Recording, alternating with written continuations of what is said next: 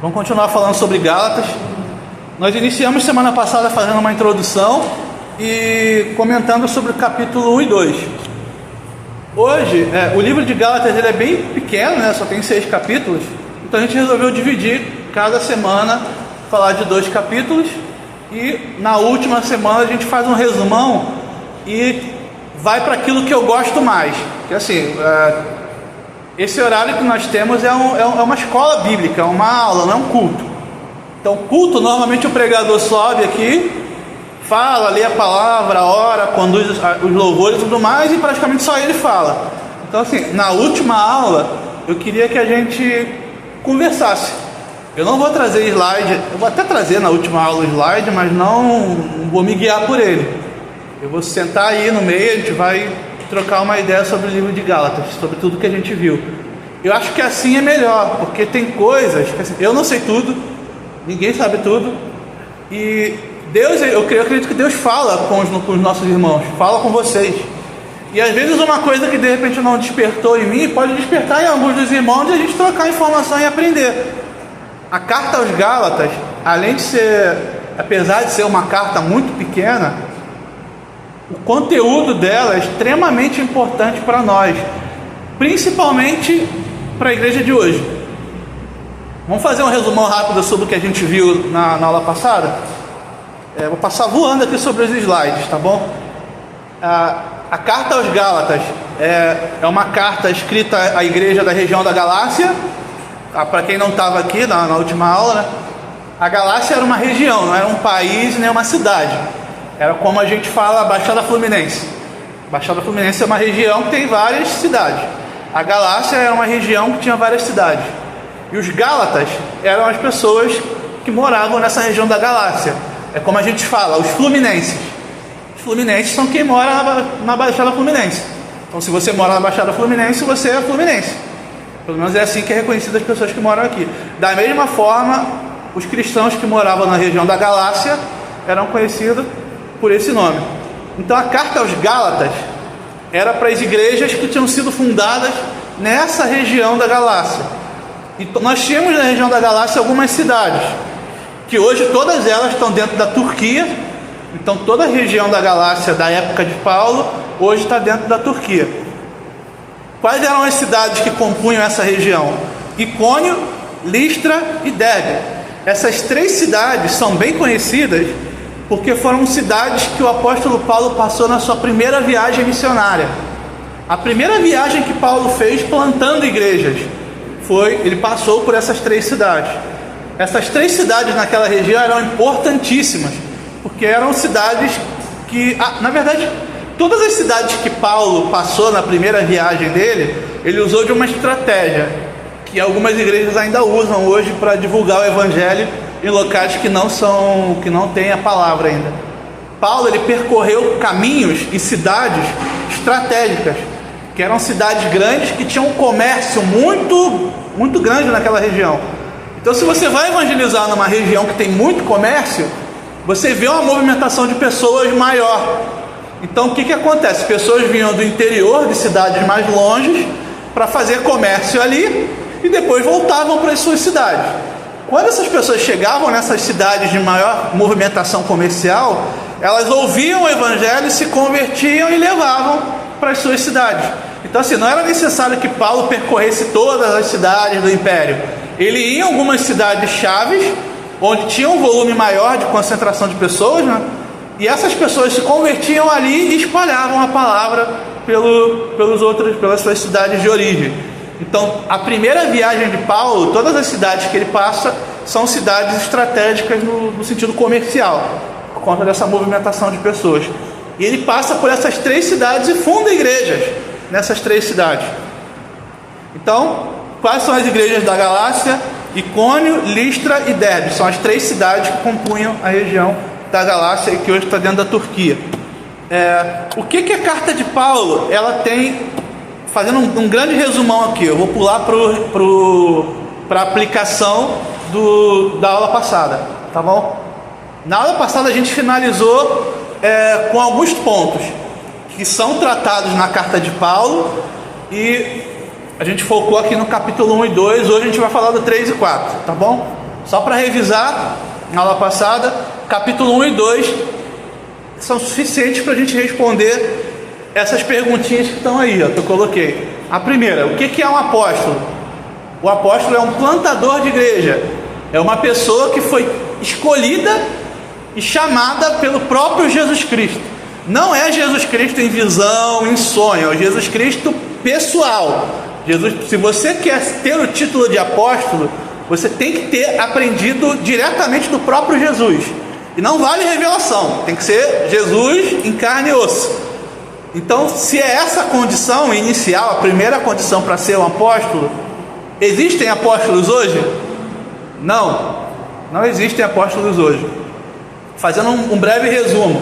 E por que esse título de apóstolo ele é tão cobiçado pela igreja durante todos esses anos? Porque o apóstolo ele tinha um poder que ninguém mais tem, que era o poder de criar doutrina. E por que, como assim criar doutrina? Eu vou botar entre aspas. Pelo fato deles terem aprendido do próprio Jesus, diretamente do próprio Jesus, sem intermediário, eles tinham as orientações necessárias que o próprio Jesus deu sobre como que seriam os alicerces do fundamento da igreja. O que eu quero dizer com isso? De uma forma bem rude aqui. Eu até falei semana passada. Se algum apóstolo tivesse ensinado que o culto tem que, as orações no culto tem que ser plantando bananeira, a igreja ao longo da história oraria plantando bananeira. Vocês entenderam? Isso é criar doutrina. A palavra dos apóstolos, aquilo que eles escreveram, para a igreja é o fundamento, é aquilo que a igreja se baseia, é a lei que a igreja segue. Então, esse é o peso do título do apostolado, do apóstolo. E por que ele é tão cobiçado ao longo dos anos?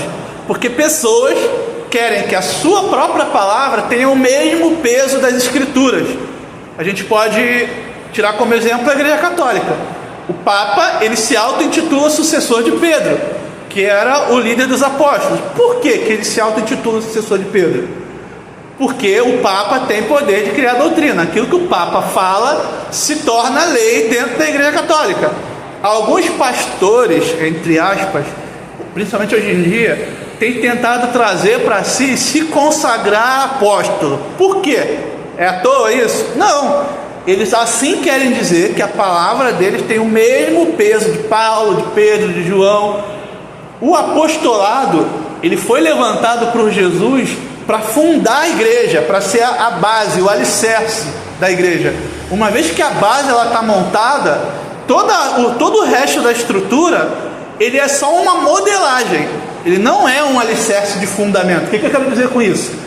Depois que o último apóstolo morreu, que foi João, nenhum outro líder da igreja, de lá para frente, tem esse poder de criar doutrina.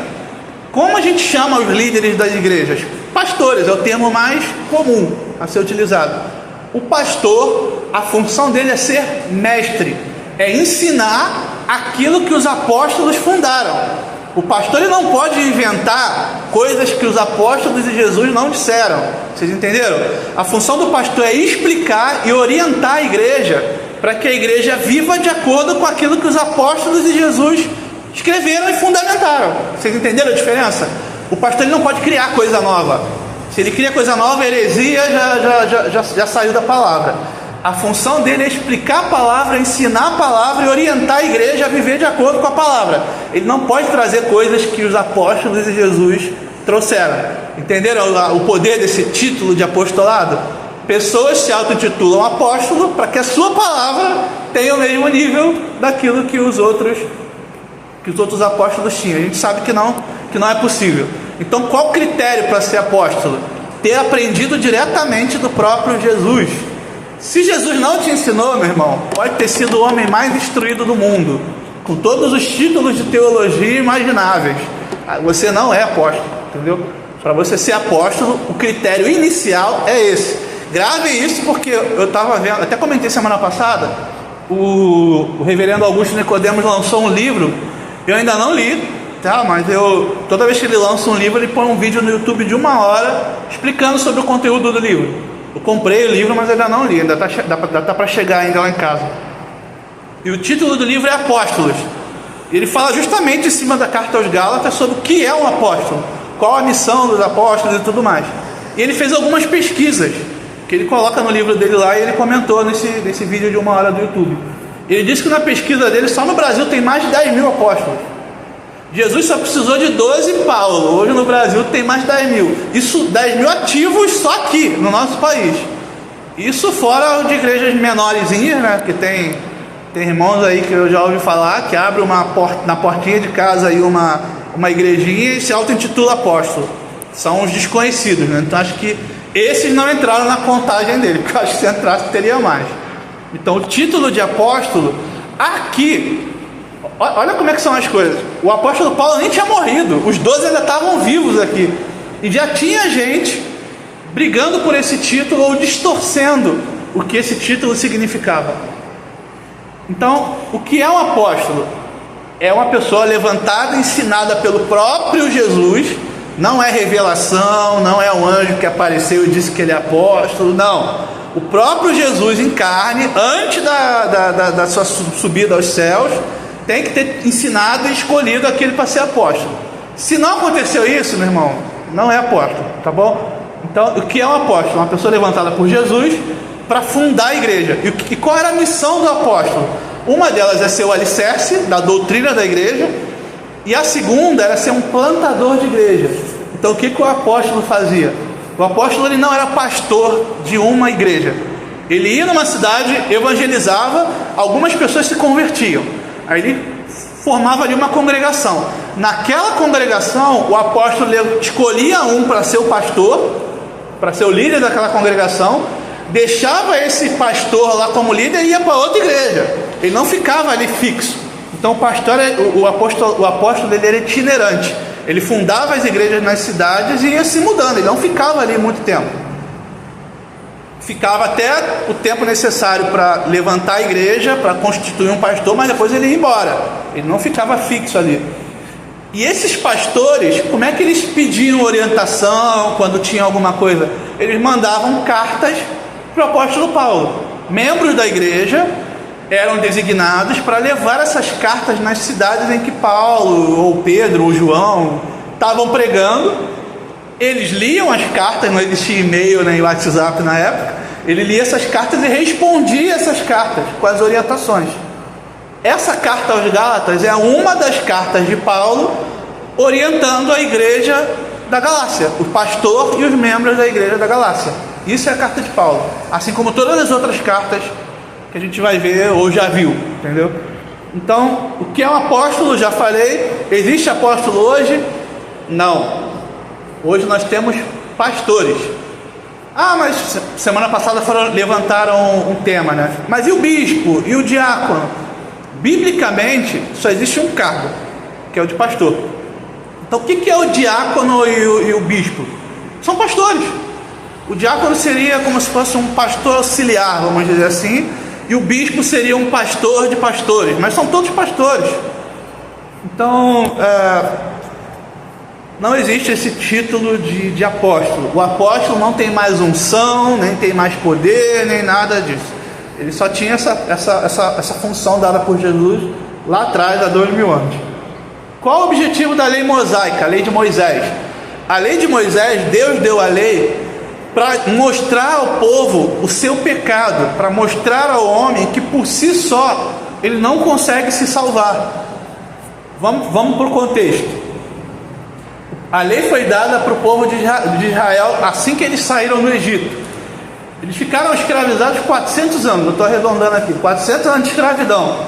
Nesses 400 anos, muitas gerações nasceram e morreram. E o que acontece quando uma nação ela é subjugada por outra? Eu dou sempre esse exemplo, repito várias vezes, eu acho legal. A gente tem um exemplo próximo de nós. É só a gente olhar a escravidão no Brasil. Se você olhar a escravidão no Brasil, você vai ver a religião dos escravos, que era o candomblé, como ela foi misturada com o catolicismo. Você vê entidades do candomblé que são chamadas pelo nome de santos católicos, vamos dizer assim. Alguns costumes que se misturam. Isso é inevitável. Quando uma cultura subjuga a outra, é inevitável que essa cultura que foi subjugada absorva alguns elementos da cultura que está dominando. Isso sempre aconteceu e acontecia no passado do Antigo Testamento, e é exatamente por isso que Deus proibia que homens casassem com mulheres de outras nações, porque essas mulheres ensinariam aos seus filhos aquilo que elas aprenderam desde criança e contaminaria a palavra. Então, aconteceu com o povo de Israel quando ele estava escravizado no Egito, essa mistura. Então, nasciam gerações, morriam gerações, foram 400 anos. Então, aqueles judeus que saíram do Egito não tinham a mesma pureza de fé ou o mesmo conhecimento que tinham aqueles que eram descendentes diretos de Jacó, das 12 tribos, antes da escravidão, descendentes de José, não é? Então Moisés ele dá a lei justamente para mostrar ao povo que é impossível ter méritos próprios e conquistar por si só a sua salvação. É como se Deus falasse assim: você quer salvar a si próprio? Tá bom, cumpra isso aqui. Se você conseguir, você não precisa de mim para a salvação. É basicamente para isso que serve a lei. Deus dá os 10 mandamentos, que é o resumo da lei. Muita gente pensa que a lei é só os 10 mandamentos. Não é. Lê Êxodo 20, você vai ver lá os 10 mandamentos, e continua folheando as páginas, que você vai ver uma sequência de vários outros. São mais de 600 que o povo judeu até hoje tenta cumprir. É impossível. E tem um detalhe: você tem que cumprir a lei toda, do início da sua vida até a sua morte. Então, se você pecou no momento da sua vida e depois se converte e tenta cumprir a lei, você já foi contaminado pelo pecado.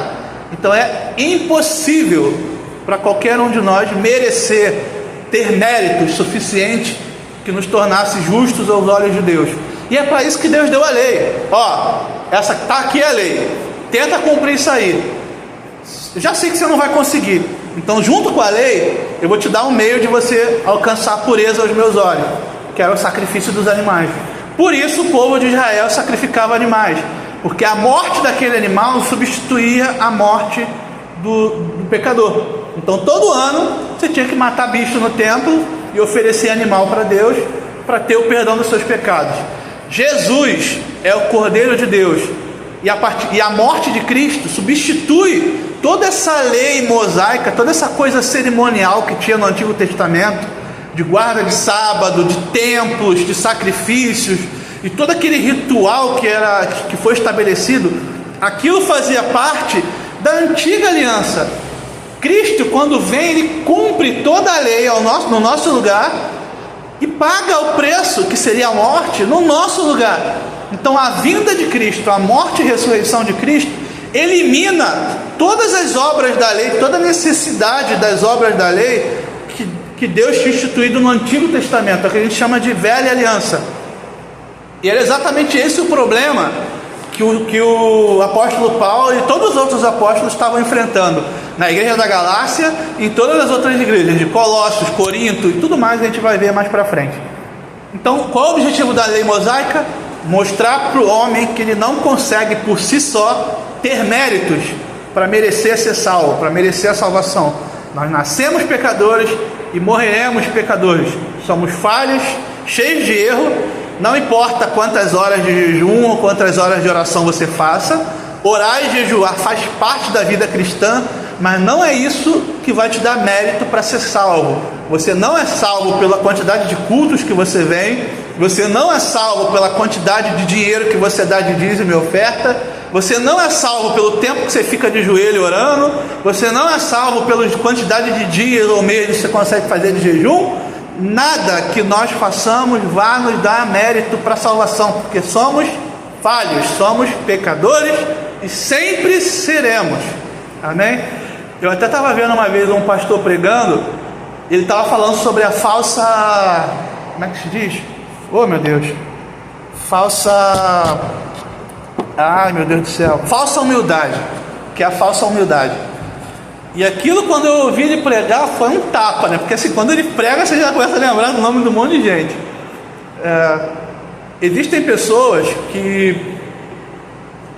provavelmente você vai conhecer, que gosta de externar, de dizer: fiquei tanto tempo orando, fiz tantas horas de jejum, olha, eu fiz o propósito disso e daquilo. Você vê que a pessoa fala, mas assim, a ideia é de mostrar santidade, sabe qual é? Isso, ele estava falando que é como se fosse uma vaidade ao reverso, vamos dizer assim, um ego ao reverso.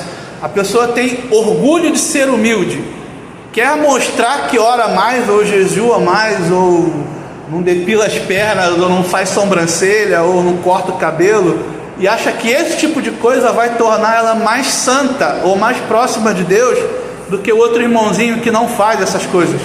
Botar uma saia no joelho, ficar toda coberta, claro que tem que cumprir as ordens de decência, né? Mas ficar com esse tipo de comportamento são coisas que refletem justamente o pensamento dos cristãos do Antigo Testamento. E é uma maneira de você pecar, de você cometer o pecado do orgulho ou da vaidade. Porque nessa de querer mostrar que você é mais santo, ou que você tem mais obras do que o irmãozinho do lado, acaba te tornando mais pecador, acaba tendo o efeito inverso. É o que ele chama aí de falsa modéstia, né? Ou falsa humildade, vamos dizer assim, falta humildade. Então, a própria Bíblia fala, se você ora, se você jejua, você tem comunhão com Deus, faça isso em secreto. Não tem mérito nenhum em compartilhar com o irmão do lado que você fez tantas horas de oração, que você ficou tantas horas de jejum. No pensamento da igreja da Idade Média, existia um negócio que eles chamavam de... esqueci o nome agora, vamos lembrar. Ai meu Deus, como é que era o nome do negócio? Eu sou horrível para decorar as coisas, cara. Ai meu Deus do céu. Existia uma doutrina na época que era o ascetismo. Quem já ouviu falar sobre isso? O asceta, ele cria que para chegar perto de Deus, ele tinha que matar a sua carne, ou seja, sofrer dores físicas. Então, era mais ou menos aquela ideia do monge: tudo que me cerca é pecado, então eu vou me isolar, eu vou sacrificar a minha vida e vou ficar isolado num mosteiro sem contato com ninguém para manter ali a minha santidade. Isso era o asceta. O asceta era o cara que pequei, então o que eu vou fazer para pagar meus pecados? Eu vou subir uma escadaria de não sei quantos mil degraus de joelhos, ou pior, eu vou me flagelar, eu vou machucar o meu corpo, porque eu sou um pecador, então eu vou me autopunir, vamos dizer assim. Faziam horas extremas de jejum até desmaiar e coisas do tipo. Isso era bem comum na época da Idade Média. Isso chama-se de ascetismo. Isso é uma heresia até. Quando você entende que não há diferença entre você pegar um chicote e bater nas suas próprias costas, ou você, dar um dinheiro para a igreja em forma de sacrifício, igual a gente vê aí, você percebe que não tem diferença? Percebe a sutileza da diferença das duas coisas? É uma forma de você obter merecimento, de você dizer que fazendo algo, Deus vai te dar alguma coisa. Não porque Deus é grande, porque Deus é misericordioso, porque o sacrifício de Cristo cumpriu os meus pecados. Não, Deus está me dando uma coisa porque eu fiz outra. Você entendeu a diferença? Aquela coisa da barganha. Não tem diferença. A diferença é sutil, mas no grosso, se você analisar, é isso, de que você tem que fazer alguma coisa para Deus te dar outra. Não tem barganha. Tudo aquilo que tinha que ser feito, Jesus já fez. Nós somos pobres, pecadores e miseráveis.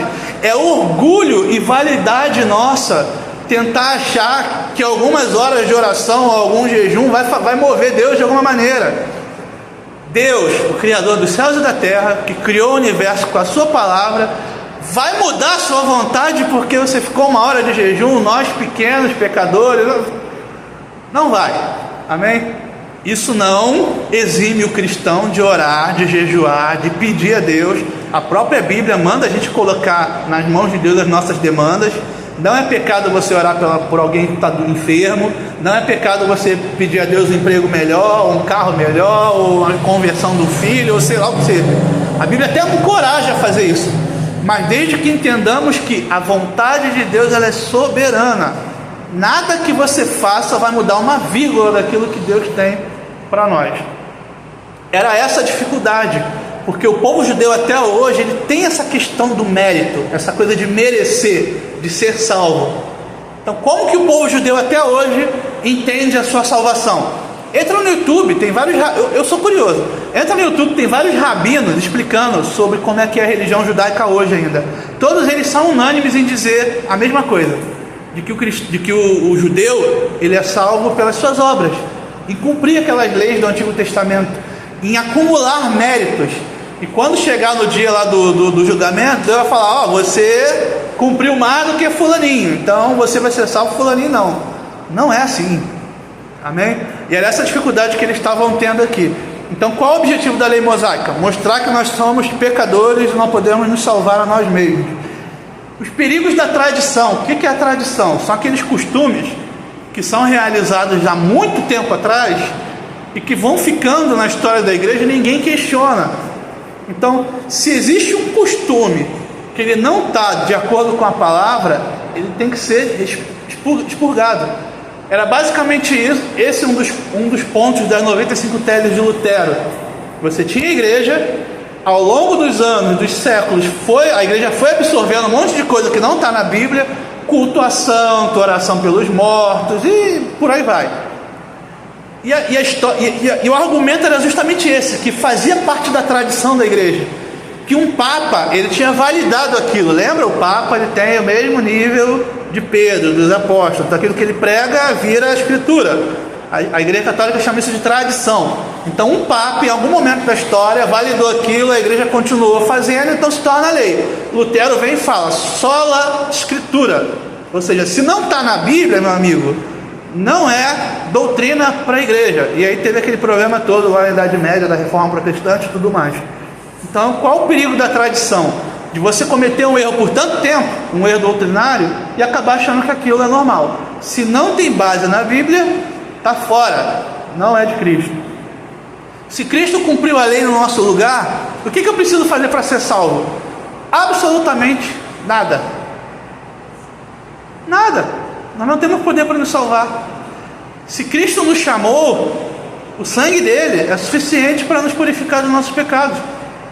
Não vai ser nenhuma atitude nossa que vai nos fazer merecedor. Ninguém vai poder chegar diante de Deus no céu, bater no peito e falar, eu estou aqui porque eu fui um ótimo cristão. Ninguém vai ter esse mérito. Nem o pastor, nem o bispo, nem o diácono, nem quem quer que seja. Ninguém vai poder fazer isso diante de Deus. Nós somos salvos pela graça de Deus. Graça significa favor imerecido. Nós não merecíamos, mas Cristo em algum momento da nossa vida abriu os nossos olhos e nos chamou para a casa dele. O mérito é dele, não é nosso. Amém? Quais os limites da liberdade cristã? Aí aqui entra um ponto que vocês vão ver melhor na carta aos Colossenses, e que é o limite da liberdade cristã. Alguns cristãos naquela época entenderam a liberdade errada. Se Cristo, olha o que eles entenderam. Se Cristo já fez tudo por mim e eu não preciso fazer nada, então eu posso continuar com a minha vida do jeito que eu estou, fazendo um monte de besteira, que eu vou ser salvo. Era basicamente isso que eles entenderam. E aí Paulo entra com aquela questão dos frutos do Espírito, com as obras da carne. Então, só para resumir, se você é salvo, você manifesta na sua vida os frutos da sua salvação. Do mesmo jeito que uma macieira vai dar maçã, se o cristão é salvo, quais os frutos que ele vai ter? Paz, domínio próprio, mansidão, amor e por aí vai.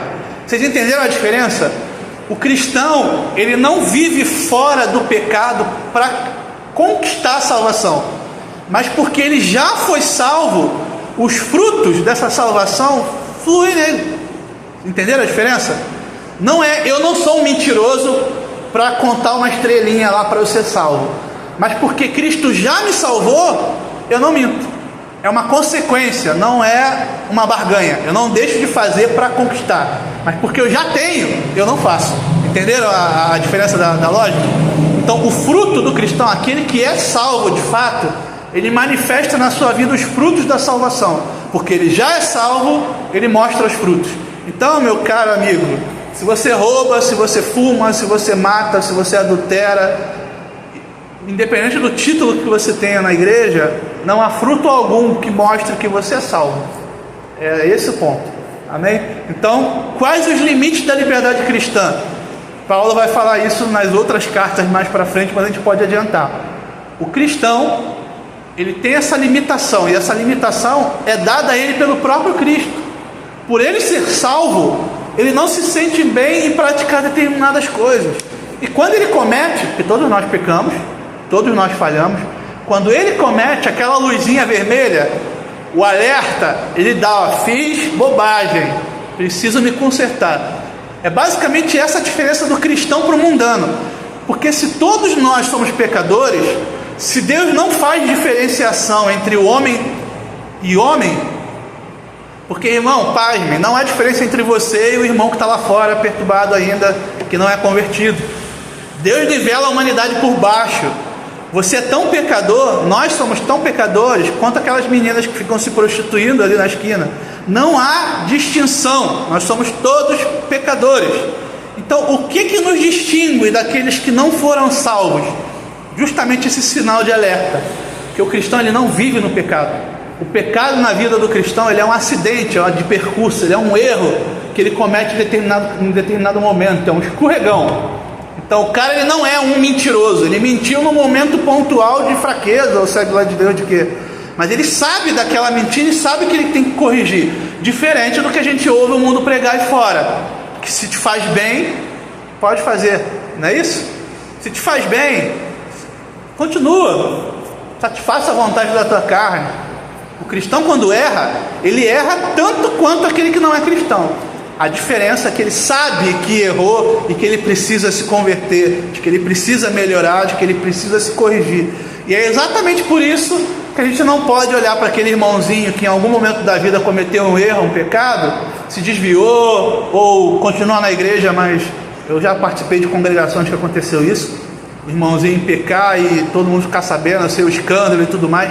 É exatamente por isso que você não pode apontar o dedo para esse irmãozinho, porque se esse irmãozinho é crente, se ele é cristão, se ele é chamado por Deus, se ele é salvo, da mesma maneira que ele deu aquele escorregão e pecou, ele pode se consertar, se arrepender, voltar para o caminho, e você, meu caro irmão, que está apontando para o pecado do irmão e não consegue esquecer, você vai para o inferno. Entendeu? O erro e o pecado na vida do cristão, ele é um acidente de percurso. Mas se ele é salvo, se Cristo o chamou, ele pode se desviar por um determinado momento, mas ele volta. Cristo traz. Ninguém que Cristo morreu, nenhuma gota do sangue de Cristo foi derramada em vão. Se Cristo chamou, essa pessoa, ela vai ser salva. Ao longo da vida pode ter alguns percalços, mas se ela é chamada por Cristo, se ela é salva, ela volta. Se Cristo chamou, se ela é eleita de Deus, nenhum eleito de Deus vai se perder. Amém? Então, esse é o limite da liberdade cristã. Somos livres da lei, mas aquele que é salvo mostra na sua vida os frutos da salvação. Amém? Você não mostra os frutos, se a sua árvore está dando abacaxi e não está dando maçã, você não pode dizer que você é macieira. É esse o ponto, tá bom? E como saber se sou salvo? Pela vida que você leva. Porque se você é cristão, meu irmão, você tem essa luzinha vermelha que acende toda vez que você faz alguma bobagem. Você sabe do teu pecado e sabe que você tem que se corrigir. Paulo, em outra carta mais para frente, ele vai falar sobre a mente cauterizada. Sabe o que é a mente cauterizada? Antigamente, quando tinha um estancamento de sangue, eles cauterizavam a ferida. Eles pegavam um ferro quente, queimavam aquela ferida, e aquela carne queimada, ela perdia a sensibilidade e grudava, né? Queimava, né? A carne, ela fechava a ferida. E naquela região que a carne estava queimada, a pessoa perdia a sensibilidade, não sentia mais dor. Então, o que é ter a mente cauterizada? É ter aquela mente que ela está cauterizada para as coisas de Deus, ou seja, a pessoa peca e não sente mais que está pecando.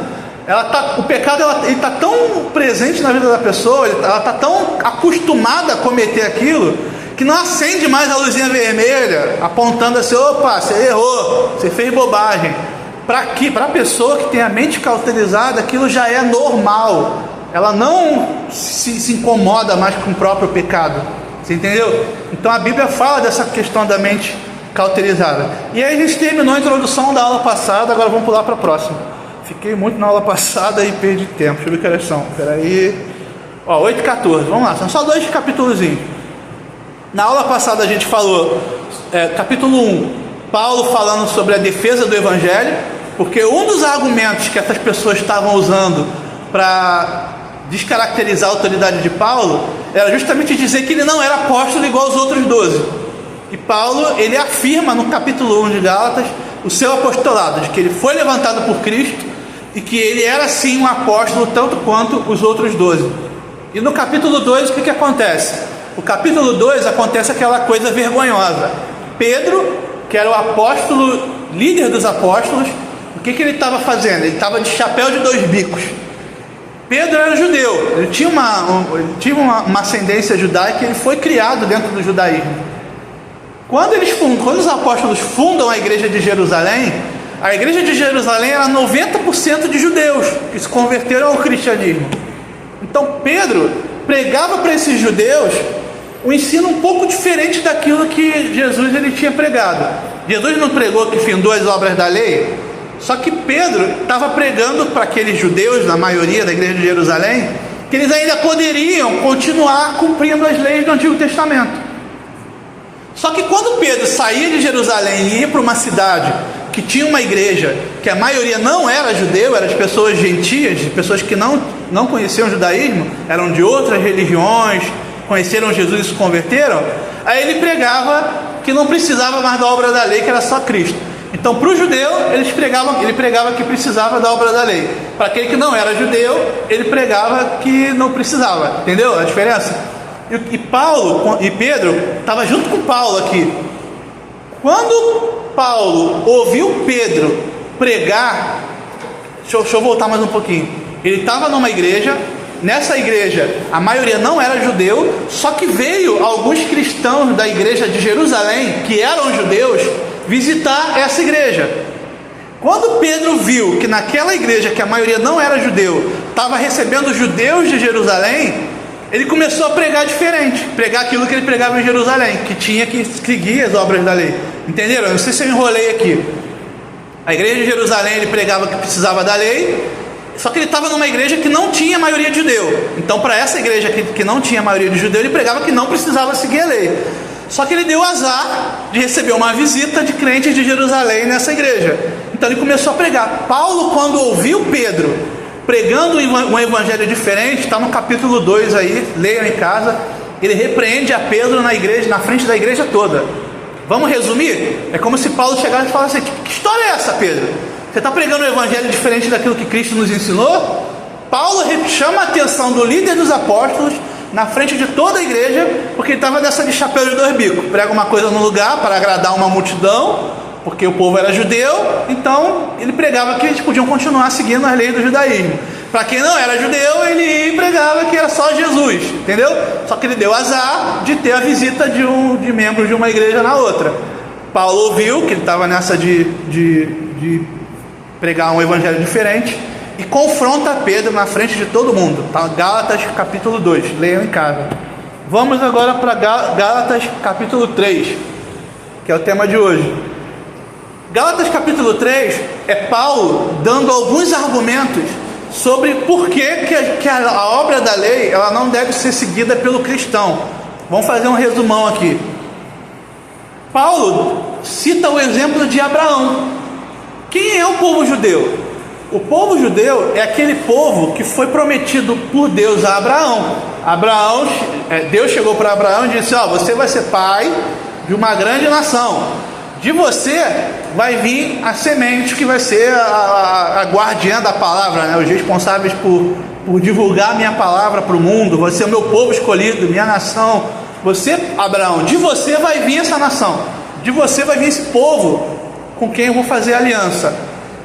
Só que se Abraão foi o primeiro judeu e não tinha lei antes de Abraão, como que ele se converteu? Esse é o argumento de Paulo. Se a lei ela é suficiente para salvar, como Abraão foi salvo se não tinha lei? Era esse o argumento de Paulo com o povo judeu. Então ele cita o exemplo do próprio Abraão. Se o pai da fé de vocês foi salvo sem a lei, sem precisar cumprir essa lei, porque não tinha lei na época dele, como você está dizendo que para ser salvo você precisa da lei? Era esse o argumento de Paulo. Está no capítulo 3, do versículo 6 ao 7. No versículo 14, Paulo fala da promessa. A salvação vem por meio da fé na promessa de Cristo, porque Cristo era Deus, Cristo era o cumprimento da lei. Então, se o sacrifício de Cristo ele é suficiente para nos remir dos nossos pecados, e Cristo nos faz essa promessa de salvação, o sacrifício dele e a promessa dele é mais do que suficiente para nós, sem a necessidade da lei. A função da lei, Paulo fala no versículo 19 e no versículo 24: revelar o pecado e preparar o caminho para Cristo. Então, quando Deus dá a lei para o homem, é para mostrar ao homem que ele não consegue se salvar sozinho, e ele já providencia um meio do homem se salvar, que na antiga aliança era o sacrifício de animais, e a nova aliança que Cristo inaugura, que é o sacrifício de Cristo. Vamos parar para pensar? Cristo, ele veio na época certa. Aquela época em que Cristo veio era a época mais propícia para a divulgação da palavra, porque o Império Romano ele tinha estruturado as cidades que ele estruturava as cidades que ele conquistava. Então era mais ou menos assim. Diferente de alguns povos que, quando colonizavam outros, faziam essas colônias de exploração, os romanos, quando eles conquistavam uma região, eles desenvolviam aquela região. Isso era comum do Império Romano. Então, quando eles entravam num povo, num determinado lugar, dominavam aquele lugar, eles construíam estradas, eles construíam comércios, eles construíam fortalezas, eles criavam meios das pessoas prosperarem. Então, o Império Romano tinha essa característica, justamente porque o trabalho dessas pessoas é do trabalho dessas pessoas que vinham os impostos, que tornavam o Império mais poderoso, em armas e tudo mais, e por aí vai. Então, os romanos, eles tinham essa coisa de conquistar um lugar e depois de conquistar, fazer aquele lugar desenvolver. Então o Império Romano trouxe meios da palavra ser espalhada. Primeiro, unificando a língua. Isso é só, eu não vou me alongar nisso, mas isso é um tema importante que eu sugiro a vocês que pesquisem por si só. Por que Jesus veio naquele momento específico? Por que Jesus não veio em outra época da história? Tinha que ser naquele momento. Isso é uma pesquisa muito legal, é uma coisa muito boa para vocês entenderem. Vou dar aqui um dos motivos. O Império Romano ele tinha essa coisa de língua franca, de unificar a língua. Naquela época eles tinham muitos dialetos, e como eram muitas cidades, muitos povos, no mundo antigo a estrutura das cidades não era mais ou menos a que a gente tem hoje, não. Você tinha às vezes numa região pequena várias tribos e vários povoados, às vezes com línguas totalmente diferentes, e era muito difícil você ter essa comunicação e atingir as massas. Quando o Império Romano ele se estabelece, uma das primeiras coisas que são unificadas é a língua. Então você tinha nesses lugares as suas línguas próprias, os seus dialetos, mas você tinha a língua grega, a língua romana como língua oficial, como língua franca. E é exatamente por isso que o Novo Testamento foi escrito em grego, porque o grego era como se fosse o inglês hoje. Hoje, qualquer país do mundo que você for, independente da língua que fale lá, se você fala inglês, você se comunica. Era mais ou menos assim. Se você falasse o grego, em qualquer canto do império que você fosse, em qualquer tribo ou povoado, você conseguia se comunicar. Por isso as cartas do Novo Testamento foram escritas em grego, para atingir o maior número de pessoas, porque o objetivo dos apóstolos era espalhar a palavra. Era mais ou menos essa a ideia. Então, isso foi um dos benefícios que o Império Romano trouxe, essa unificação da língua, ou da criação de uma língua franca, de uma língua que fosse universal. Se você quiser um paralelo, o inglês de hoje era o grego daquela época, tá bom? Por isso o Novo Testamento foi escrito em grego. Mas vamos lá que eu estou desviando. Então, qual a função da lei? Revelar ao homem o pecado e preparar o caminho para Cristo. Cristo ele vem, cumpre a lei, institui naquele período apóstolos para divulgarem e espalharem as boas novas, né, da salvação. E vamos pensar que ainda hoje a gente ainda estivesse vivendo na antiga aliança. Muita gente acha que você pode criar um templo de Jerusalém em qualquer lugar. Não. O templo que Deus mandou construir era aquele templo lá de Jerusalém. O templo não era uma igreja que você pode abrir filiais nos bairros. Se hoje nós ainda vivêssemos de acordo com a antiga aliança, para você ter o perdão dos seus pecados, você teria que fazer como os muçulmanos fazem. Uma vez ao ano, viajar para Israel, no templo de lá, sacrificar um animal lá. Tinha que ser no templo. Entendeu? Como isso funcionaria hoje? Já imaginou? Nós temos bilhões de cristãos espalhados por todo o mundo. Você já imaginou a antiga aliança funcionando hoje? Já imaginou? Essa coisa do ritual do templo, de matar o cordeirinho lá, de colocar o sangue na pira de fogo e acender. Vocês já imaginaram isso funcionando hoje com bilhões de pessoas que seguem a palavra? O próprio Deus, no momento exato, Ele extingue a antiga aliança e faz o seu Filho, Cristo, cumprir toda aquela lei, e a partir daquele momento se extingue essa questão do ritual do templo. E para mostrar que a velha aliança realmente foi extirpada, foi extinguida, o próprio Deus profetiza a destruição do templo. Então assim, eu vou tirar a velha aliança de vocês e eu vou destruir o templo, não vou deixar ninguém mais construir. Tito, no ano 50, quando ele destrói o templo, nenhuma outra nação consegue reconstruir aquilo. O povo judeu tenta reconstruir até hoje. E o próprio Deus, para dificultar mais ainda, deixa os bárbaros invadirem aquela cidade, bárbaros que hoje se tornariam os muçulmanos, dominar aquela cidade e construir um templo em cima do lugar onde era o templo de Jerusalém. Se você quiser construir o templo de Salomão para cumprir a antiga aliança hoje, você vai ter que destruir o Domo da Rocha lá em Jerusalém, porque o templo ficava ali. Para você construir o templo de novo, você tem que destruir aquilo lá. Você vai arrumar uma bela de uma guerra com os muçulmanos que não vão deixar você destruir o templo de Jerusalém. Então o templo tem que ser lá onde está o Domo da Rocha. Então Deus propositalmente destrói o templo, não permite que ninguém construa mais aquele negócio, ainda põe um empecilho lá bem grande. Isso é para mostrar, não tem mais a velha aliança. A velha aliança findou em Cristo. Quando Cristo morre e ressuscita, alguns anos depois, aquele negócio é destruído e ninguém constrói mais. O templo de Jerusalém foi construído 3 vezes. Herodes, o segundo, o templo do rei, esqueci o nome dele. Quem lembra? Lembra o nome do segundo? Eu esqueço o nome dele. Jesus. Oi?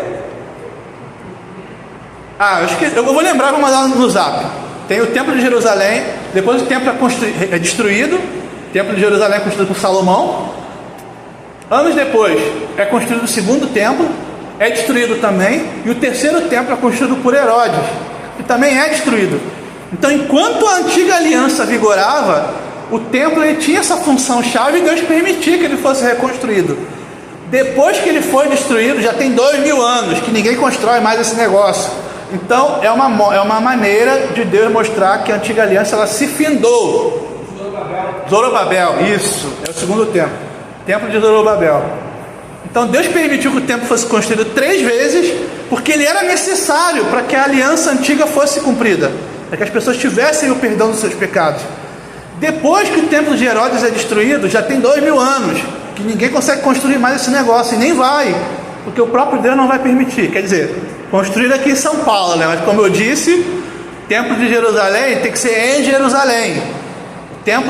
O rito do Antigo Testamento não era igual à igreja hoje, que se abre a igreja de Jardim Ulisses e cria um centro evangelístico num bairro. Não, tem que ser aquele lá, e lá, é lá. Não existe outro templo, tem que ser naquele lugar onde está o Domo da Rocha lá, onde os muçulmanos construíram.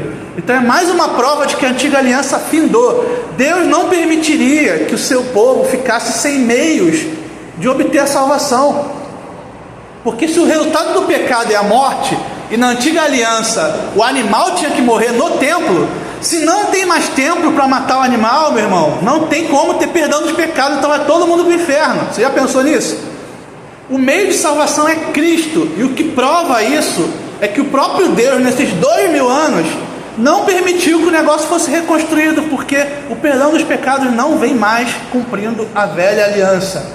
Enquanto a velha aliança ela existia, ela vigorava, Deus provia meios daquilo ser cumprido. Esses meios não existem mais porque a aliança morreu, a velha aliança morreu.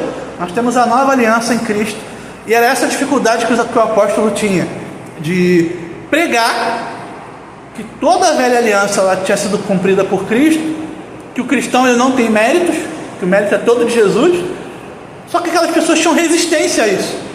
Então elas entravam na igreja e começavam a distorcer aquilo que Paulo e os apóstolos pregavam. E Paulo enfrentou essa dificuldade porque ele não era um dos 12. Então eles tentavam dizer que o Paulo era um apóstolo meia boca, né? Não era tanto quanto os outros apóstolos. Então, vamos lá. A função da lei é mostrar o pecado e o fim da lei. Versículo 25. A chegada de Cristo marca o fim da tutela da lei. Ou seja, depois que Cristo ressuscita, a lei morreu, ela foi cumprida em Cristo. Amém? Vamos lá. Filhos de Deus pela fé. Do versículo 26 ao 28, fazendo um resuminho aqui, mostra que todos são filhos de Deus pela fé em Cristo, independentemente de origem ou status. Porque para o povo judeu, você só era judeu se você tivesse nascido de uma mãe judia. Até hoje é assim. Se a sua mãe não é judia, você não pode trazer para si o título de judeu. E aí você tem alguns argumentos. Se o povo judeu ele era puro, então ele não se misturou ao longo da história, certo? Errado. A própria Bíblia diz que quando o povo judeu saiu do Egito, alguns egípcios, vendo os milagres que Jesus fez, seguiram o povo judeu. E aquele povo se misturou. Com os anos tiveram filhos e casaram entre si, se tornaram judeus. A mesma coisa aconteceu no cativeiro da Babilônia e em várias outras situações no Antigo Testamento. Então o povo judeu não era puro, vamos dizer assim. Então, independente da sua origem, independente se você nasceu ou não de uma mãe judia, você é filho de Deus. Você é filho de Deus por conta do sacrifício de Cristo. A alegoria de Sara e Agar representa a liberdade em Cristo versus a escravidão da lei. Versículo 24 até o versículo 26. Sara era a esposa de Abraão e Agar.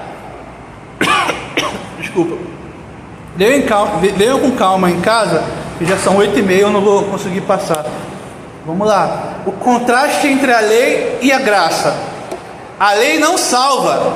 A lei revela o pecado, mas não pode oferecer salvação. Por que a lei não pode oferecer salvação? Porque ninguém consegue cumprir aquilo. Ponto. Ninguém consegue cumprir a lei. A graça traz liberdade. O que é graça? Favor imerecido. Uma vez que você entende que a salvação ela não é por mérito próprio, que nós nunca teremos méritos suficientes para ser salvo, isso liberta. Isso liberta. A fé em Cristo traz a verdadeira liberdade, a verdadeira salvação. Eu estava até lembrando aqui de uma pregação do reverendo Augusto Nicodemos, que ele fala de um pai da igreja chamado Orígenes. Orígenes ele foi um monge, escreveu alguns textos que foram importantes para a história da igreja.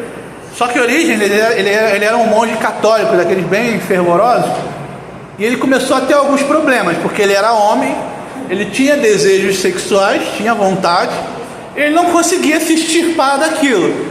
Ele não cometia o pecado sexual, mas ele tinha desejos. Ele vinha as irmãs lá na igreja e sentia vontade, principalmente porque o monge não podia casar na época. Qual foi a brilhante solução de Orígenes? Ele se castrou. Ele cortou o próprio órgão sexual, achando que fazendo isso ele obteria a liberdade dos seus desejos carnais. Só que ele se decepcionou, porque ele passou a entender que o pecado não está na carne, no corpo físico. Ele se emasculou, se tornou eunuco, cortou o próprio órgão sexual, mas continuou tendo maus desejos, porque o pecado está aqui, naquilo que você vê todos os dias, naquilo que você escuta. O pecado ele é interno, ele não está no seu externo. Você olha, cobiça, e aquilo gera um fruto dentro de você, que você pode cair ou não. Isso depende do nosso fortalecimento, da nossa comunhão com Deus. Se temos uma comunhão com Deus, nós não somos mais resistentes a cometer certas coisas. Mas todos nós somos pecadores. É engraçada a história, mas era mais ou menos essa a ideia. É por trás disso que vem aquela coisa do padre não casar, porque tem que ficar longe do pecado. Relação sexual é pecado, não pode, é carne. ir para o mosteiro e se isolar, não posso ter contato com mais ninguém, porque nisso eu vou desejar coisas materiais, ou vou desejar coisas do irmão, ou sei lá, para eu não pecar, eu vou me isolar.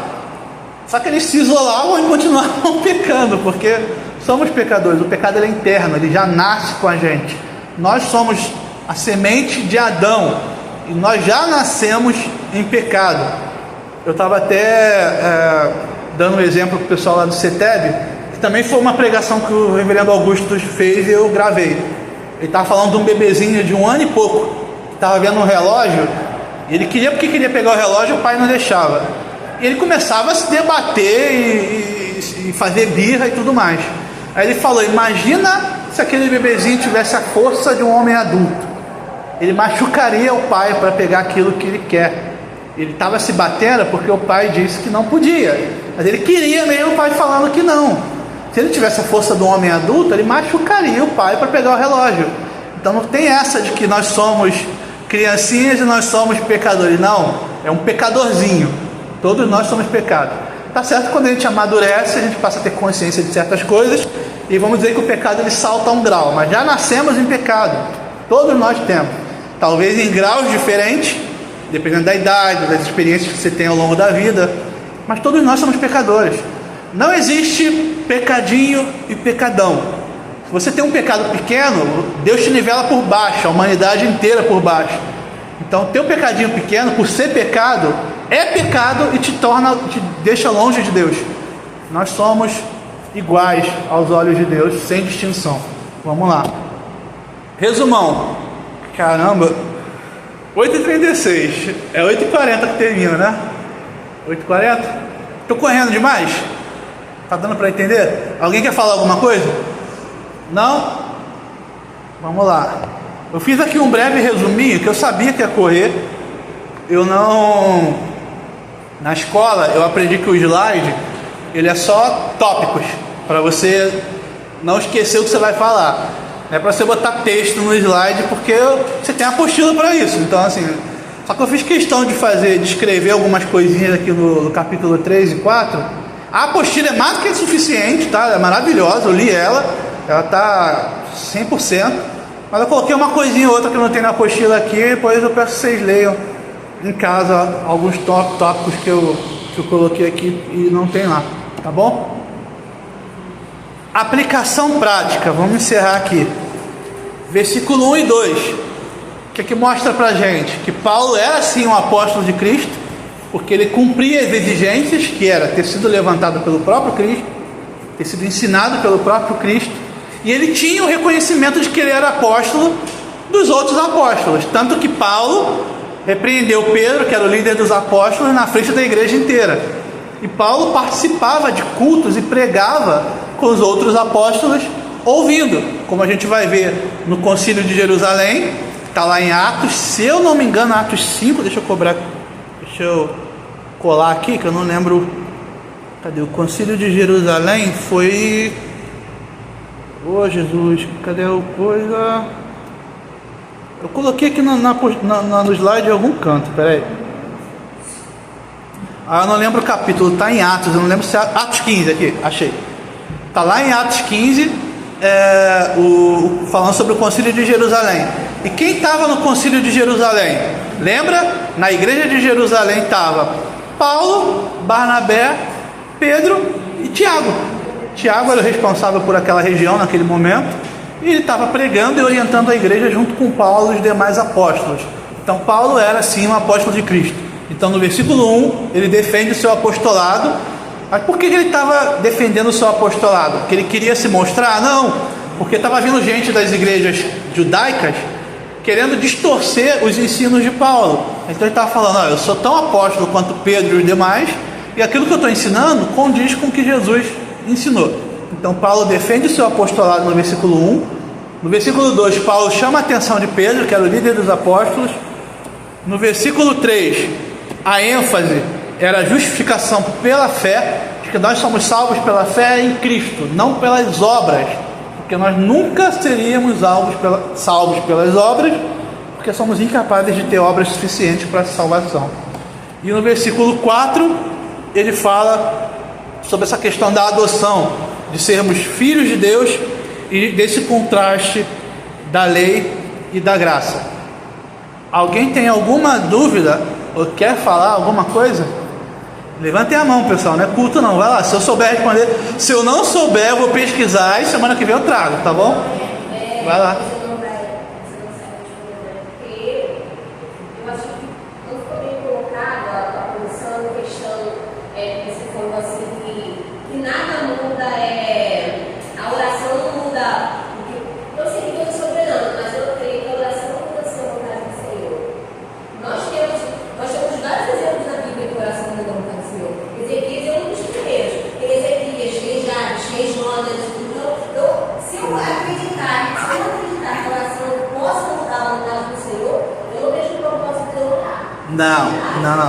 Não é mudar a vontade. A gente tem que ter cuidado, porque duas coisas que eu não coloquei sobre jejum. Eu não tenho que existir mesmo filme, aquela passagem que fala do plano fariseu. Eu não queria mostrar, Senhor, falando, outros verdadeiramente humilhando, falando assim, não, eu já fiz isso, já fiz aquilo. Acho que não precisa se poder do Senhor. Mas eu acho que verdadeiramente o jejum na vida espiritual não quer dizer que eu vou achar que eu sou melhor, que eu vou conseguir, não. É uma coisa que eu acho que todo mundo realmente tem que fazer mesmo, que você está matando a sua carne, você está mostrando quanto você precisa de Deus mesmo, que o alimento do Senhor, e a oração, gente, se eu não, essa palavra diz que para mim não consegui descer. Não, então, deixa só, não é isso, vamos lá. Eu disse o seguinte, que nós não podemos mudar a vontade de Deus, realmente não podemos. Tenha cuidado, porque assim, a Bíblia...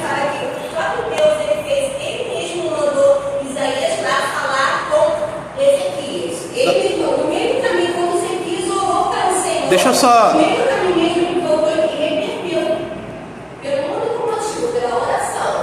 Deixa eu só mudar. Cuidado, porque o texto bíblico, ele é escrito com a linguagem humana, ou seja, o homem que presencia uma determinada ação escreve com a linguagem dele aquilo que ele está interpretando o que aconteceu. Vou te dar um exemplo.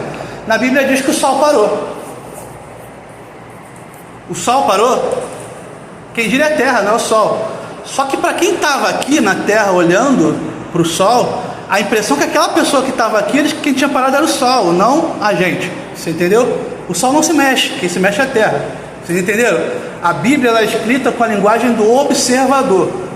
A gente tem que ter cuidado com alguns textos, e é justamente por esse motivo que para você ser ministro, para você ter um ministério, você precisa ter, eu vou chegar lá, você precisa ter uma noção de teologia. Vamos conversar aí. Deus, ele é soberano. Então por que precisa da oração? Espera aí. Por que precisa da oração? Deus, o próprio Deus, ele estimula o cristão a orar. A própria Bíblia diz que Deus sabe das necessidades dos seus, e Ele pede que nós manifestemos essa necessidade em oração.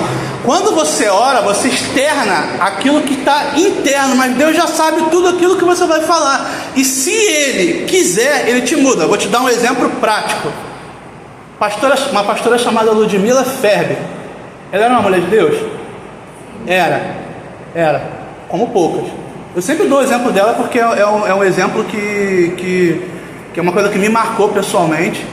Uma mulher viver um câncer no estado que ela viveu, e no altar, pregando com tubo no nariz, pregando a palavra de Deus, sem duvidar, naquela situação, se dizer que aquela mulher não era de Deus, então eu também não sou, não sei, entendeu? Porque assim, eu se estivesse no lugar dela, eu desabaria, eu não teria suporte para passar pela situação que ela passou, e naquela situação continuar testemunhando o evangelho e pregando que Deus é bom, que Deus é salvo e tudo mais. Ela orou pela cura. Foi curada? Não, porque não foi a vontade de Deus. Talvez o testemunho dela de passar por essa doença íntegra seja uma maneira de Deus orientar o seu povo, de falar, tá vendo, essa mulher aqui viveu uma coisa pior que a sua, você vai me largar, você vai esfriar na fé por conta de um problema infinitamente menor. Você entendeu? Deus usa mecanismo para tratar com a igreja. A oração é a maneira de externar. Você não pode mudar a vontade de Deus. Ponto. Mateus 22, o quê? O que pedis em oração dele recebereis. Deus dá vários, na palavra dele tem vários alunos, não precisa dizer pedir oração nenhuma. Mas o que acontece? Não quer dizer que todos vão ser curados. Não tira. Ó, peraí. Que todos vão ser curados. O texto, olha só, o texto, ele não pode ser lido isolado. Lê o que está antes de sair e o que está depois. O contexto era o seguinte: os apóstolos, eles pregavam nas cidades e eles curavam e faziam milagres. E qual era o objetivo desses milagres? Mostrar que aquela palavra que eles estavam pregando era de Deus. Porque se essa palavra não fosse de Deus, aquilo que eles faziam não aconteceria. Então ele escreveu: tudo aquilo que pedires em meu nome, Deus fará. Mas o objetivo era a pregação do Evangelho, para que as pessoas que estavam ouvindo aprendessem, curassem, fizessem milagres também, para pregar o Evangelho. Então, cuidado para não tirar passagens do seu contexto, tá bom? É porque Deus ele já tem a vontade dele, já está escrito. Então, já está formulado. Ele não vai mudar a vontade dele. A oração que está ali, não é que ele vai mudar a vontade dele. A gente não sabe qual é a vontade dele. Então, pode ser que a sua oração mude o contexto atual, que dá a entender que a mudança, o pensamento de Deus foi mudado, mas o pensamento de Deus não foi. O propósito está ali, o propósito já está firmado, já está escrito. A nossa oração não vai fazer a vontade de Deus mudar, porque se fosse assim, eu agora falou de sacrifício, então a gente fazia sacrifício e conseguia a vontade, conseguia através da barganha, da chantagem, entendeu? Então, o fato da gente orar não vai mudar a vontade de Deus. Ele pede isso a gente. Então, a vontade dele já está escrita, já é soberana sobre nós. Pode acontecer a nossa oração conciliar com a vontade de Deus. Exato. Exato.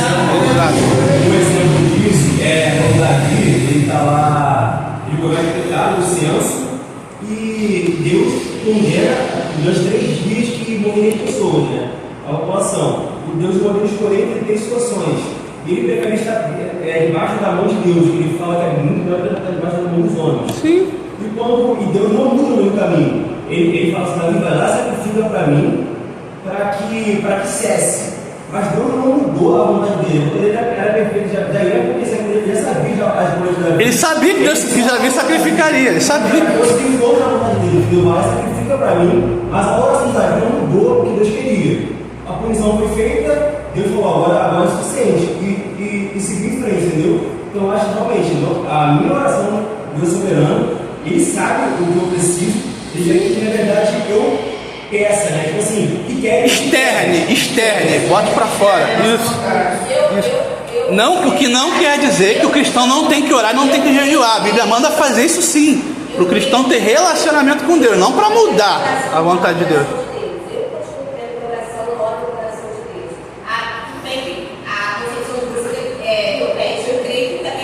Quem somos nós para mudar Deus? Hã? Não somos nós. Quem somos? O que eu preciso muito mais na ciência é o arrependimento.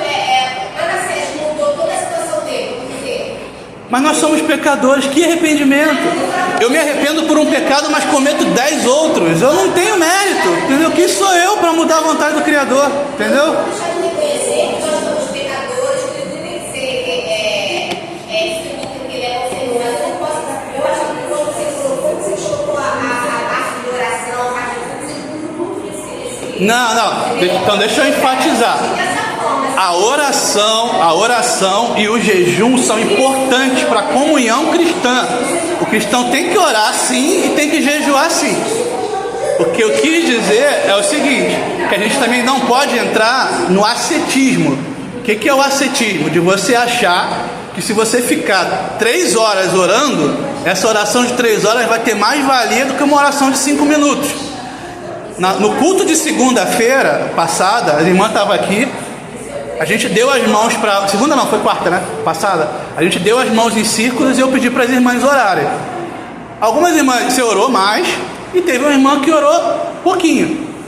Eu também orei, a gente orou um tempo maior. Mas você sabia que a oração daquela irmã, que orou um pouquinho, eu não sei como é que está a vida dela com Deus. Pode valer mais do que a minha, do pastor, você entendeu?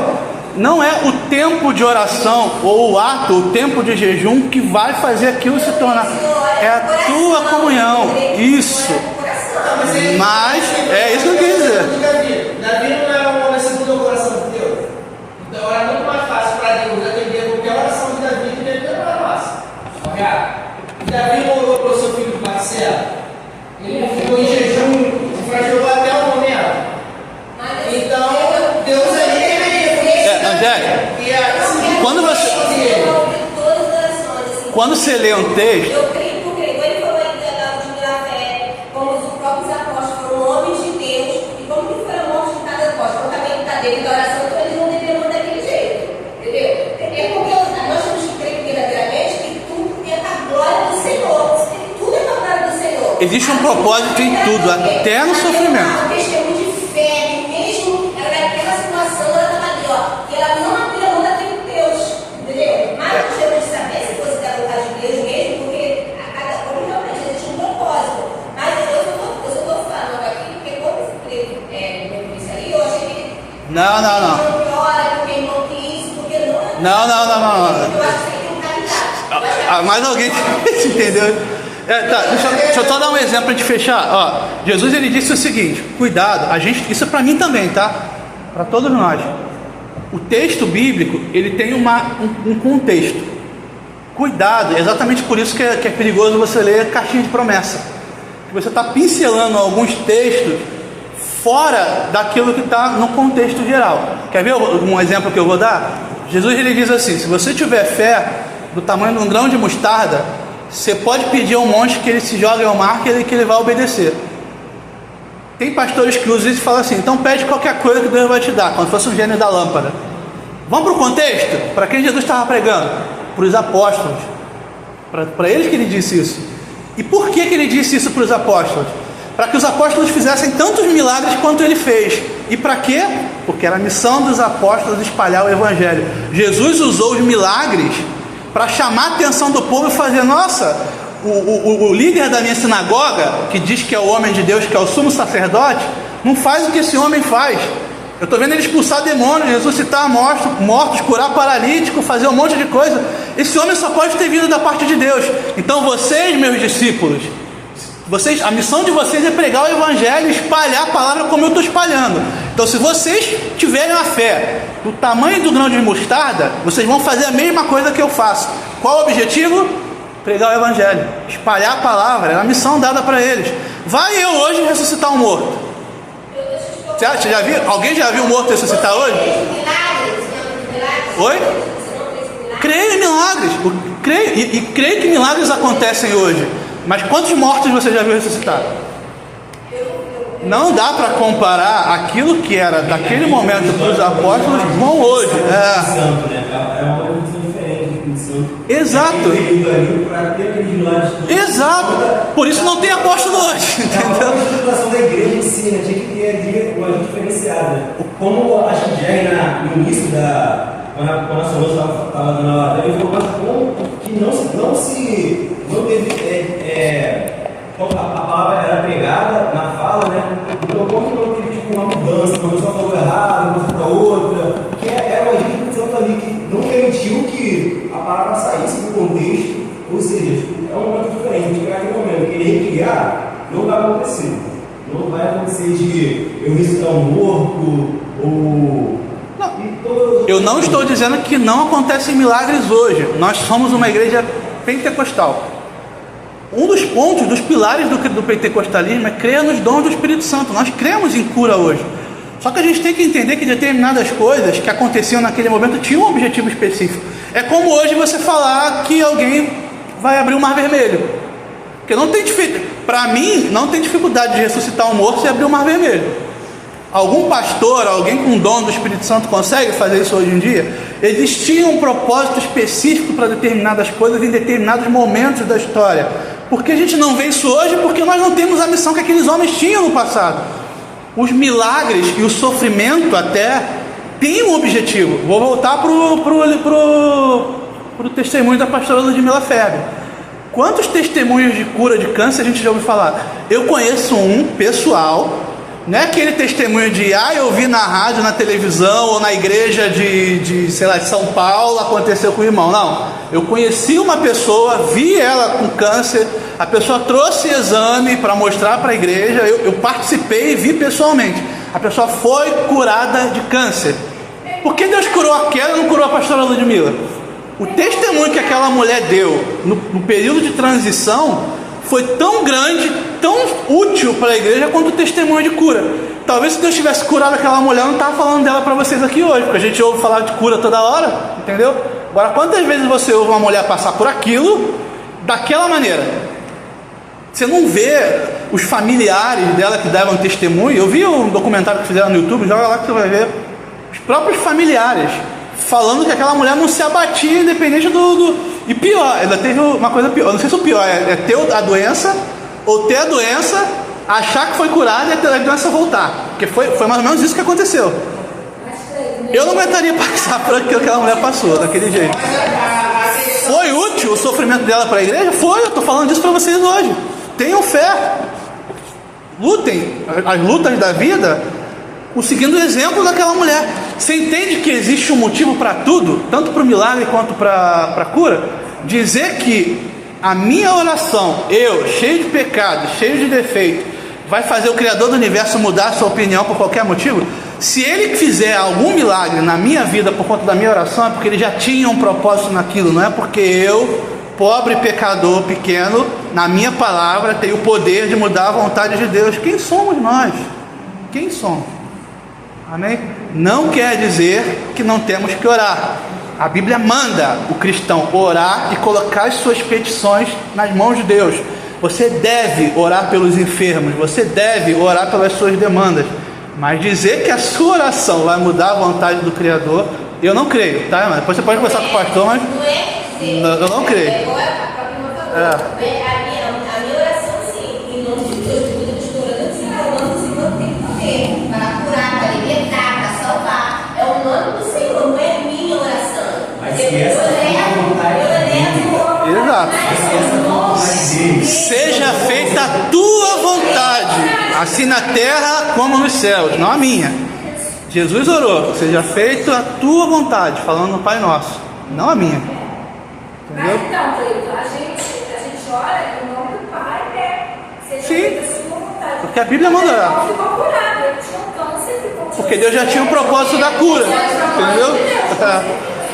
Já tinha, né? Enfim, eu deixo os irmãos, eu até... Porque vocês já perceberam que a nossa igreja, ela é bem preocupada com essa questão do estudo bíblico e tudo mais?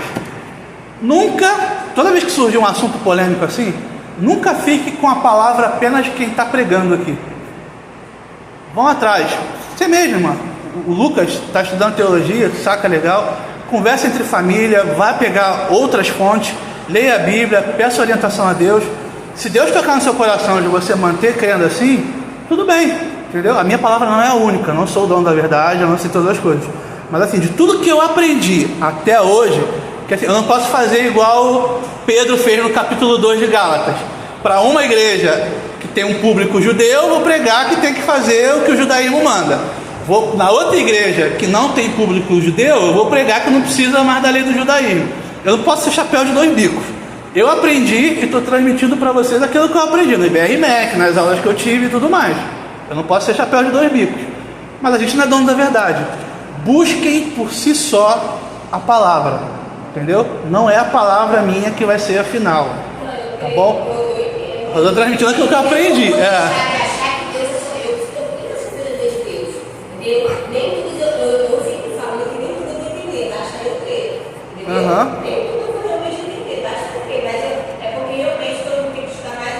Eu vejo essa passagem de Ezequiel, que Deus mandou Isaías de voltar lá também e falar para como Ezequiel orou. Tem oração de Jabes, tem muitas orações, Deus tem que verdadeiramente. Entendeu? Sim, mas tem um contexto. Tem um contexto. Toda vez que você vê uma coisa, pega uma dessas passagens, lê o que vem imediatamente antes e lê o que vem imediatamente depois.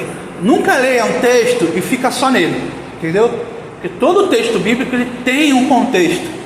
Existem coisas antes e coisas depois que vão te trazer luz sobre aquele texto. Vou dar um exemplo. Ó. Vamos lá. Quando a Bíblia fala que no Éden a serpente tentou Eva, era sucuri, cascavel, jiboia? A própria Bíblia, depois, em Apocalipse, chama Satanás de antiga serpente. É a antiga serpente chamada Diabo e Satanás. Se eu ficar só com esse texto de Gênesis e não levar o resto da Bíblia como contexto para entender a passagem de Gênesis, eu vou entender que aquilo era uma sucuri, uma cobra que do nada desenvolveu corda vocal, que para quem não sabe, réptil não tem corda vocal, aí começou a falar, entendeu? Tá certo que tem um milagre lá da mula de Balaão, mas mula pelo menos tem corda vocal. Deus podia ter criado lá se quisesse, mas enfim. Na situação da serpente, não era uma cobrinha sucuri cascavel, era um anjo chamado Diabo Satanás, que é retratado como uma serpente lá, porque a serpente tinha um símbolo de astúcia, de sagacidade, de sabedoria. Então Moisés usou esse símbolo da serpente de astúcia, de sagacidade, de esperteza, para elucidar Satanás. Então, se eu ficar com o texto isolado, eu vou entender uma coisa. Se eu pegar esse texto e procurar na Bíblia outros textos que iluminem ele, a gente chama isso de chave hermenêutica. É um texto que a gente usa para entender outro, entendeu? Se você pegar textos da Bíblia isolados, sem contexto, você vai tirar um monte de coisa. Vou dar um exemplo prático. Você sabia que na Idade Média a igreja justificava a escravidão com textos bíblicos? Existem textos na Bíblia que falam sobre como tratar o seu escravo. E aí, Jesus é a favor da escravidão? Existem textos na Bíblia que mandam o homem ter mais de uma mulher. E aí, eu posso adulterar, trair minha esposa? Se você pegar um texto isolado e não pegar o contexto daquilo, vai sair um monte de barbaridade. Começa daí. Tem incesto na Bíblia, tem um monte de coisa na Bíblia. Tem determinadas coisas que tem o seu contexto. Se você pegar um texto isolado, é erro e heresia na certa. E esse é o erro que a maioria das pessoas, dos teólogos de Google, de YouTube, fazem. Pega uma coisa da Bíblia, pincela, fala um monte de bobagem em cima daquele texto e esquece do resto. Falei da escravidão aqui. A gente vai ler nas cartas de Paulo a carta a Filemão. O que é a carta a Filemão? O irmão aqui vai falar, eu estou roubando aqui a casa do irmão.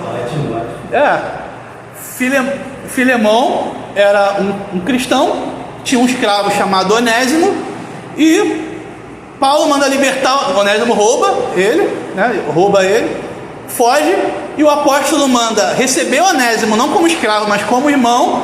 E se esse Onésimo não pagasse a dívida, o próprio Paulo pagaria do seu próprio bolso.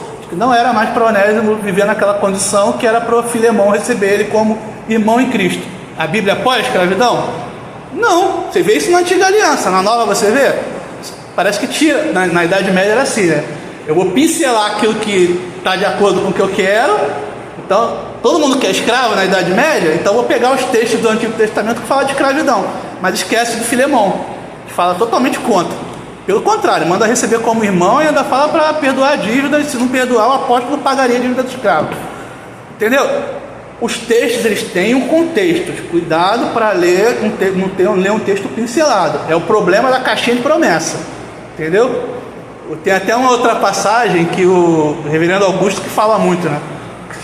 Toda caixinha de promessa tem essa, que é assim: um ao outro ajudou e ao seu irmão disse esforça-te. Algumas igrejas usam isso para falar um ao outro ajudou, então vamos nos unir para poder contribuir para o crescimento da igreja, não sei o que, para os trabalhos da igreja. Só que quando você vai na passagem e lê o que está antes, você sabe o que vem antes disso? É um idólatra falando com outro idólatra para construir uma imagem e um templo para idolatrar, para idolatrar uma imagem. Então um ou outro ajudou e o seu irmão disse esforço. Entendeu o perigo de tirar o negócio do contexto? Entendeu? Então cuidado, que as coisas na palavra têm um contexto. Não usem a minha palavra como palavra final. Busquem por si só a iluminação que o Espírito Santo, nós cremos nisso, ele fala conosco e ele vai tocar no coração de vocês. E fiquem livres também para chamar o pastor, para conversar e tudo mais, tá bom? Mas assim, eu, honrando aquilo que eu ouvi e aprendi até hoje, eu não creio que nós, miseráveis pecadores, tenhamos algum poder de barganha com Deus. Se não está na vontade dele, não quer dizer que não tenhamos que orar, não tenhamos que jejuar. A Bíblia manda fazer isso. É um mandamento. Lembra dos frutos? Se você é salvo, você manifesta os frutos. A oração, o jejum, te fazem ter comunhão com Deus, se aproximar de Deus. Isso tem que ser uma rotina na vida do cristão, colocar as suas demandas nas mãos de Deus. Você deve orar pela cura, você deve orar pela libertação, você deve orar para receber um melhor emprego, ou por que for, qualquer coisa que te aflige, você deve orar. Mas só vai acontecer se estiver nos planos de Deus. Eu não creio que isso vá mudar alguma coisa, na vontade de Deus. Amém? Alguém tem mais alguma coisa para falar? Não? Vamos orar então. Deixa eu dar um pau.